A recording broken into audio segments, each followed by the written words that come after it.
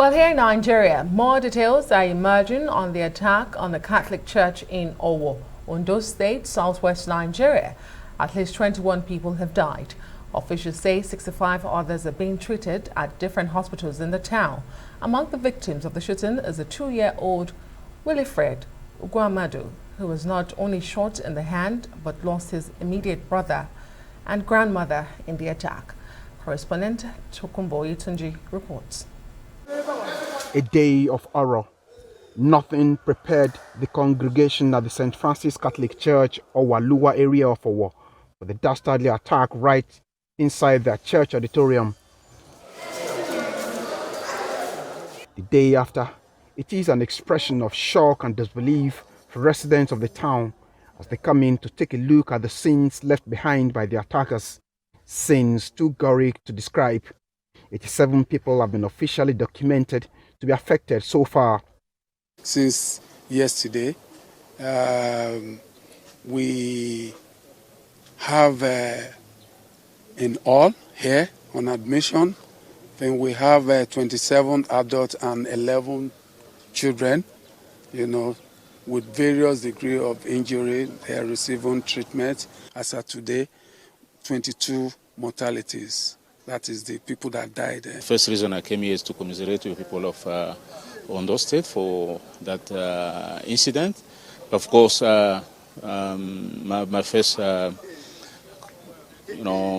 priority was to see firsthand what's happening, the casualties, and what WHO can do to complement efforts that are underway. So it's for that I came.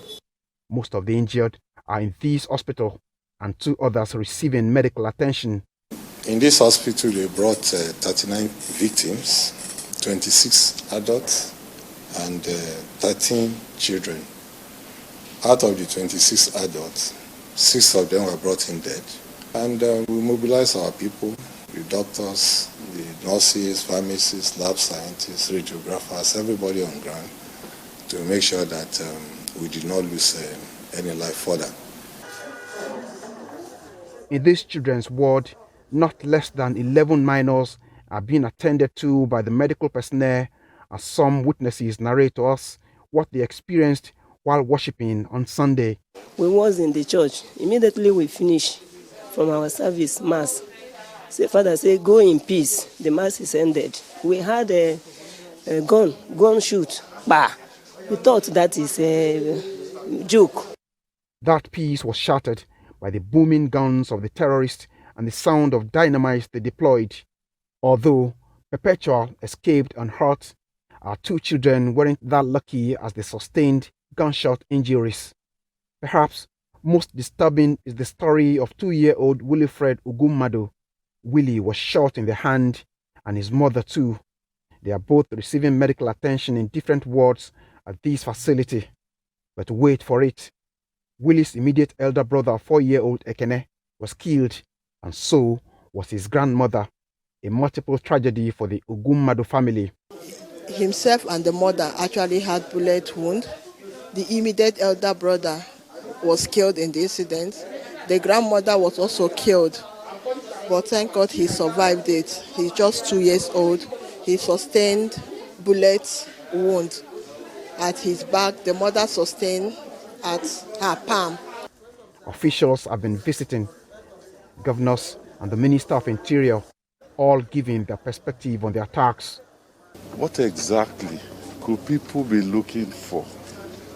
What exactly could they be fighting for that will bring us to this level? So this is unacceptable, and the perpetrators must definitely pay for this. That is unconscionable, and that nothing will be spared, one, to apprehend the perpetrators and ensure that this does not happen again. What is paramount on the minds of many here is not just how to save the lives of those who have survived the attack, but how to prevent such unfortunate development from happening again in their hitherto peaceful community. Tokunbo Oyetunjin, Arise News, Owo.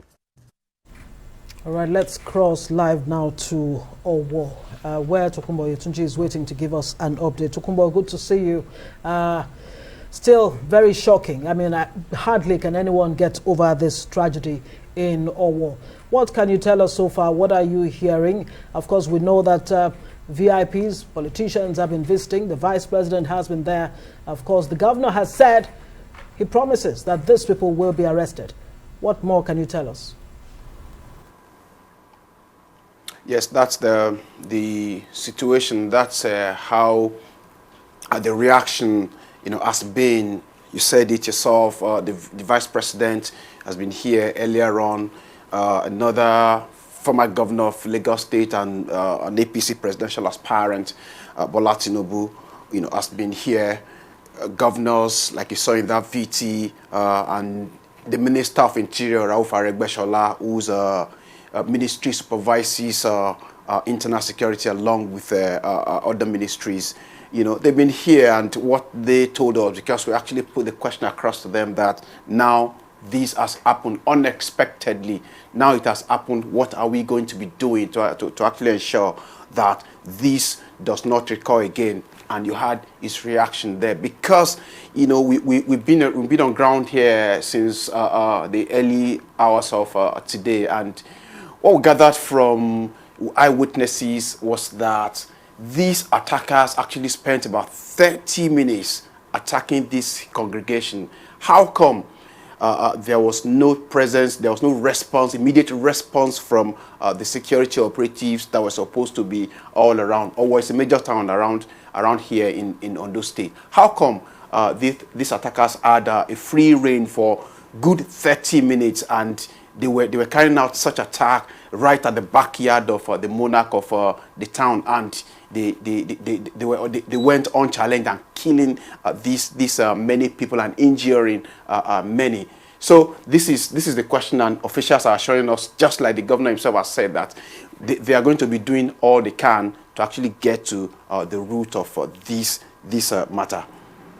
Tokunbo, thank you for being our eye on the ground. Do we know who's responsible for this attack? Have there been any arrests? And what's the general mood like in Owo? You said for yourself, it's a bustling, popular town. What's the mood like now? I must tell you, the mood is sober, expectedly. Owo is, you said it yourself, if it's a bubbly town around here. If whether you're traveling to the town itself or you're just passing by to other parts of the country, you see how active this town is. Owo is wearing the shadow of itself today. When we arrived in here, all you could just see are people gathered in groups. Those who are not at the scene, at the church premises, to actually take a look, because it was actually left open for people to see. Blood stains all over the floor. Human flesh, shattered all over because of the improvised explosive devices that were deployed by the attackers. So it's really a sad mood for the people here. Let me just tell you that a moment ago, we had been waiting actually to hear from the investigating authorities, that is the Nigeria police, to actually say something. The police command in Ondo State has not been able to tell us anything categorically, but just a few moments ago, I got a message from the force headquarters, where they actually released a statement, telling us about how the Inspector General of Police condemning the attack and promising that teams have been deployed to actually comb the entire areas and ensure that those who are responsible are fished out. Let me just take a part of it, where the police confirmed that explosive devices were deployed, and that after combing the scene of the attack, fragments of the IEDs, that's improvised explosive devices used, were found, and after thorough sweeping of the scene, 3 unexploded IEDs were recovered at the scene of the incident. Further investigations revealed that some of the gunmen disguised as congregants, while other armed men who had positioned themselves around the church premises from different directions fired into the church. That's just an aspect of the police statement officially reacting to the attack here in Owo. So we'll be looking at how much of investigation the police is able to carry out on this, and how much they can do to actually unmask those who are behind this, and expectedly we expect that appropriate legal punishment will be meted out to whoever is responsible for this and whoever is might be sponsoring them. Thank you so much, Tokunbo Oyetunjin, our senior correspondent in Owo Town, Ondo State, Southwest Nigeria, venue of that tragedy yesterday at the Catholic Church. Thank you.